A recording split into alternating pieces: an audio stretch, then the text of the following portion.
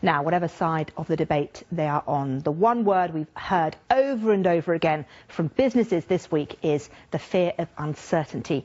The latest sector to come forward and ask for certainty and stability is the manufacturing organisation, the EEF. They've done a survey of their members, which has found 1 in 4 manufacturers has put the brakes on their investment plans, or they expect to lose skilled workers and new contracts because of Brexit. Well, Stephen Phipson is the chief executive of the manufacturers organisation, the EEF. Good to talk to you, Stephen. First of all, explain to me what exactly businesses have been saying to you. Well, good morning to you as well. I mean, we've done 2 surveys this week, really, the outputs of which are very interesting. One is around the perception generally about manufacturing in this country, and we see the public generally values it very highly, and it's got a very great resonance. It's something that's very important to us going forwards. It's a critical part of what we do for exporting, so that comes out quite strongly.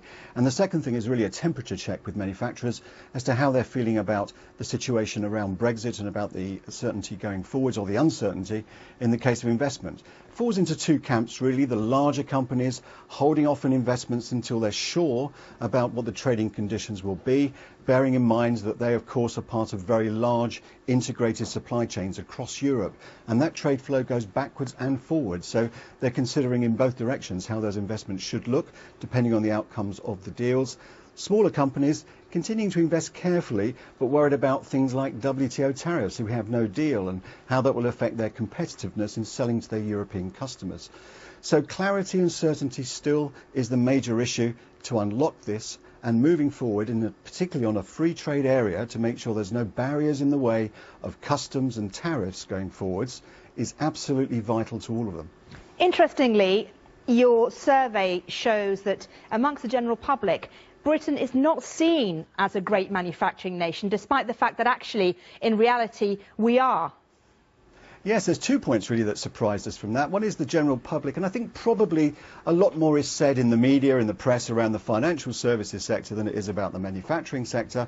But most people are not aware that we are the 9th largest global manufacturing country in the world, and rank us much lower than that. So there is an issue there around perception, which is important when we are trying to encourage new young talent to come into the sector. And that's absolutely vital. The other point around that is that came out quite strongly is around salaries. People consider it to be the old-fashioned people sitting at factory benches producing products in the way that they may have done several decades ago, and actually the sector pays well above the average in terms of salaries, so is an attractive sector for young people to come and make a career in. And of course, interestingly, Stephen, the Made in Britain moniker, that logo now has different resonance, doesn't it, than it did about 30 odd years ago. Things have improved, haven't they? Made in Britain now is something that you want to see on a product. It really is the case, and just about every sector, whether it is in the large sector, in the automotive sectors and the aerospace sectors, or whether it's in many niche products, we are one of the most innovative manufacturing nations in the world. It's something to be very proud of, and to keep that going we need trade-free barriers and we need new skills coming into the industry. OK, Stephen Phipson from the EEF, thank you so much for joining us.